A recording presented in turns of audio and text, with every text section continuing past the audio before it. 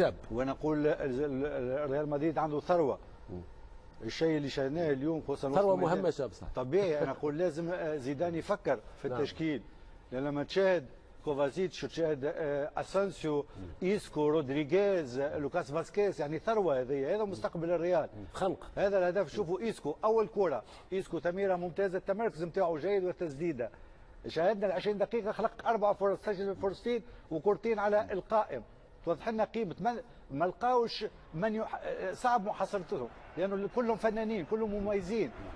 معاهم مارسيلو على الجهه اليسرى، ولهذا نقول زيدان لازم يفكر كثير قبل ما يعمل ما يحدد التشكيله نتاعو، لانه عنده لاعبين مميزين. يعني وسط الميدان هذا ثاني. اليوم كروز مش موجود، اللاعب مودريتش مش موجود، كازيميرو مش موجود، واليوم الفريق الثاني وسط الميدان الثاني انا اقول رائع.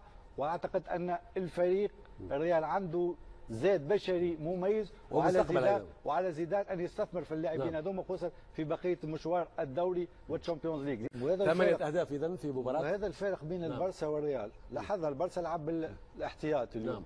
شاهدنا الريتم يلعب به لاعبين الريال والريتم يلعبوا لاعب البارسا.